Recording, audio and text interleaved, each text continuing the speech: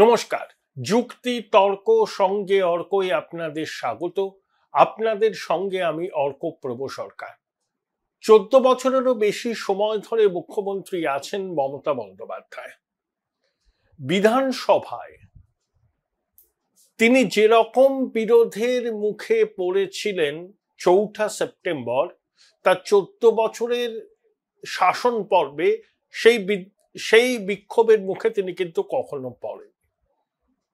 অর্থাৎ মুখ্যমন্ত্রী নিজেও ভাবতে পারেননি যে বিজেপির 65 জন বিধায়ক এইভাবে তার বক্তব্যের সময় প্রতিবাদ করবেন।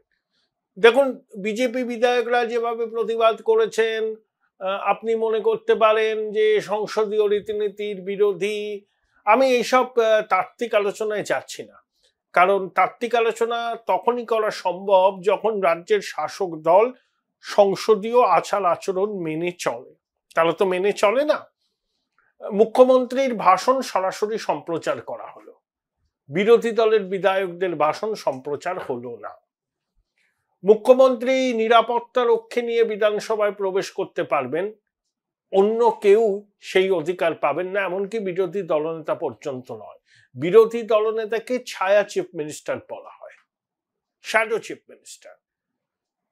তারপর মুখ্যমন্ত্রী কালকে উষ্মা প্রকাশ করলেন যে কাগজ ছিঁড়বেন না, এটা ঠিক নয়, সংসদীয় রীতিনীতির বিরোধী। কিছুদিন আগে লোকসভায় সংবিধানের 130তম সংশোধনী বিল এনেছিল কেন্দ্রীয় সরকার। তৃণমূলের সাংসদরা কি করেছিলেন? লোকসভার ওয়েলে নেমে বিলের কপি ছেড়েননি আপনারা, এমনকি অমিত শাহের উদ্দেশ্যেও ছুড়েছিলেন, আপনি আচরি ধর্ম পরের শিখাও। যেটা তৃণমূল নিজে করে না, অন্যদের সেটা করার জন্য বাণী বিতরণ করে। পুরোটাই হচ্ছে শূন্য কুম্ভের ঝংকার। এবং মুখ্যমন্ত্রী তো কালকে বিধানসভায় দাঁড়িয়ে যেরকম কথাবার্তা বললেন, আচার আচরণ করলেন, আমার মনে হচ্ছিল যে তার উচিত অপোজিশন বেঞ্চে বসা। একজন মুখ্যমন্ত্রী দলীয় সতীর্থদের বলতে পারেন স্লোগান দিন, তিনি নিজে স্লোগান দিচ্ছেন, এন্টায়ার ট্রেজারি ব্রেঞ্চ স্লোগান দিচ্ছে। বিরোধীরা স্লোগান দেয়, স্লোগান দিতে দিতে ওয়াকআউট করে, শাসক পক্ষ সংযত থাকে, মাঝে মধ্যে তারা পাল্টা স্লোগান দেয়। কিন্তু মুখ্যমন্ত্রীর নেতৃত্বে শাসক দলের বিধায়করা যেভাবে স্লোগান দিলেন, আমার মনে হচ্ছিল যে তারা বোধহয় সত্যি বিরোধী দলের ভূমিকায় নেমেছেন। অর্থাৎ শাসকও এক, বিরোধীও এক। এটাকে আবার একটা নতুন ন্যারেটিভ যে বিরোধীদের স্পেস দেব না, যিনি শাসক তিনিই বিরোধী। একটা সময় আমরা দেখতাম একটা সরকারি দল, ধরুন সিপিএম এর জমানায়, তখন কংগ্রেস ভাগ হয়নি। কংগ্রেস ভাগ হওয়ার পরেও আমরা দেখেছি কোনো বিষয় নিয়ে বামফ্রন্টের কিছু শরিক বিরোধীদের সুরে কথা বলছেন। বামফ্রন্টের কয়েকজন, মানে সিপিএম এর 2-1 মন্ত্রীও কথা বলতেন। অর্থাৎ বিরোধীদের সুরটা বাম শরিকদের গলাতে এবং সিপিএম এর কয়েকজনের গলাতেও শোনা যাচ্ছিল। অর্থাৎ বিরোধীদের ভূমিকাটাকেই শাসক দল অ্যাপ্রোপ্রিয়েট করে দিচ্ছে, আত্মসাৎ করে দিচ্ছে। অর্থাৎ তার মানে বামফ্রন্টই তখন শাসক, বামফ্রন্টই তখন বিরোধী। মমতা বন্দ্যোপাধ্যায় কালকে যেভাবে স্লোগান দিলেন, তার অতীতের ছাত্র রাজনীতির স্মৃতিবোধহয় তার মনের মধ্যে ভেসে উঠেছিল। এবং এন্টায়ার ট্রেজারি বেঞ্চকে তিনি যেভাবে স্লোগান দিতে উদ্বুদ্ধ করলেন, আমার মনে হলো যে তিনি যথার্থ বিরোধী নেত্রীর ভূমিকায় আছেন, মুখ্যমন্ত্রীর কুর্সিতে তিনি নেই। এই দৃশ্য দেখতে হলো। ধরুন, প্রত্যেক দিন বিধানসভায় স্কুলের ছেলেমেয়েরা যায়, কিভাবে প্রসিডিংস হচ্ছে তারা দর্শক গ্যালারিতে বসে দেখে। আমি যখন নিয়মিত বিধানসভা কভার করতাম, প্রত্যেক দিনই কোনো না কোনো স্কুলের ছেলেমেয়েদের দেখতাম। এখন বোধহয় স্কুলের ছেলেমেয়েরা আসতে চায় না, কারণ তারা কি দেখবে বিধানসভায়? সুস্থ আলোচনা নেই, সুস্থ বিতর্ক নেই। এ বলছে চোর, ও বলছে চোর, হট্টগোল হচ্ছে, কাগজ ছেঁড়া হচ্ছে, বিধানসভার আসনে শুয়ে পড়ে প্রতিবাদ হচ্ছে, শাসক দলের মন্ত্রীরা ওয়েলে নেমে কার্যত তেড়ে যাচ্ছেন, মুখ্যমন্ত্রী স্লোগান দিচ্ছেন, ট্রেজারি বেঞ্চকে স্লোগান দিতে উদ্বুদ্ধ করছেন। এই ছবি সুকুমার মতে ছাত্রছাত্রীদের না দেখাই ভালো। রাজনীতি সম্পর্কে এমনিতেই সাধারণ মানুষের ধারণা খুব ভালো নয়, এইসব দৃশ্য দেখলে ছেলে মেয়েদের মনে রাজনীতি সম্পর্কে বিরূপ ধারণাই জন্মাবে। এখন প্রশ্ন হলো, কাল কিন্তু মুখ্যমন্ত্রী কার্যত দশকল খেয়েছেন। তিনি ভাবতেই পারেননি যে বিজেপির ৬৫ জন বিধায়ক এইভাবে তার বক্তব্যের মাঝে এরকম প্রতিবাদ করবেন। তিনি ভাবতেই পারেননি। তাকে বক্তৃতা থামাতে হয়েছিল, তিনি মেজাজ হারিয়েছেন, মোদি চোর, অমিত শাহ চোর বলতে বাধ্য হয়েছেন, অর্থাৎ তার মুখের আগল ভেঙে গিয়েছিল, সংযম ভেঙে গিয়েছিল। দেখুন 11 থেকে 16 তিনি যে বিরোধিতা পেয়েছিলেন সেটা বামপন্থীদের, সূর্যকান্ত মিশ্র বিরোধী দলনেতা, কয়েক মাস আগেও যিনি রাজ্যের মন্ত্রী ছিলেন, কয়েক মাস বাদে তিনি বিরোধী আসনে বসলেন। 34 বছর বামেরা শাসন করেছে, সেই ঘোর থেকে বামপন্থীরা বেরোতে পারেনি এবং তাদের বিরোধিতা মানুষের মনে কোনো দাগই কাটেনি। তখন মানুষ বলছিল এরা আবার বিরোধিতা করছে কেন, এতদিন তো রাজ্য চালিয়েছে, এবার মমতা দিদি চালাচ্ছেন, দেখো বামেরা এখানেও এতটাই ওরা পরশ্রী কাতর, ক্ষমতা হারানোর শোক বলতে পারছে না, তাই এরকম ভাবে বিরোধিতা করছে। তাই সূর্যবাবু বিধানসভায় কিছু কিছু আলোচনা করতেন, কিন্তু কোনো দাগ কাটতো না, কারণ তাদের সেই নৈতিক অধিকারই ছিল না মমতা সরকারের বিরোধিতা করার। 2016 থেকে আব্দুল মান্নান হলেন। আব্দুল মান্নান চেষ্টা করেছিলেন, নিজের দলেরই সমর্থন পাননি, অধীর বাবু পদে পদে তাকে হেনস্থা করেছিলেন। মান্নান সাহেব জেলা সফরে গেলে প্রদেশ কংগ্রেস থেকে বলে দেওয়া হতো যে বিধায়করা যেন মান্নান সাহেবের সমাবেশে না যায়। বিধানসভার মধ্যে মান্নান সাহেবকে মার্শাল দিয়ে বার করা হয়েছিল, তিনি প্রতিবাদ করেছিলেন, তিনি আহত হয়েছিলেন, হসপিটালে ভর্তি হয়েছিলেন, আমরা জানি। মান্নান সাহেব চেষ্টা করেছিলেন, কিন্তু তার নিজের দল তাকে সমর্থন করেনি। শুভেন্দু অধিকারী কিন্তু বিরোধী দলনেতা হিসেবে 110% সফল। তিনি তৃণমূলের ঘরের ছেলে ছিলেন, তৃণমূলের ইনস অ্যান্ড আউটস জানেন, কোন জায়গাটায় আঘাত করলে সব থেকে বেশি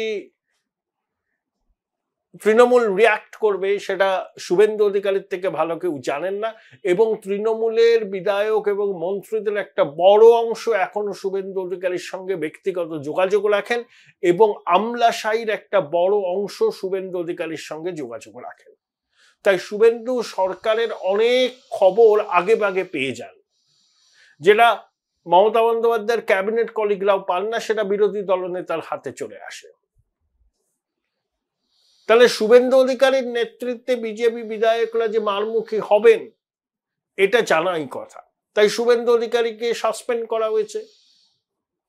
শাসককুল ভেবেছিল যে বিরোধী দলনেতাকে সাসপেন্ড করা হয়েছে তাই বিজেপির বিধায়করা সেভাবে কিছু করতে পারবেন না, কিন্তু তারা ভুল প্রমাণিত হলেন। যেভাবে বিজেপির 65 জন বিধায়ক কালকে বিধানসভা কাঁপালেন, দিদিমণিকে কার্যতই কিন্তু অপ্রস্তুত লেগেছিল। এতটা চ্যালেঞ্জ হবেন তিনি বিধানসভার মধ্যে সেটা তিনি এক্সপেক্ট করেননি। শুভেন্দু অধিকারী থাকলে পরে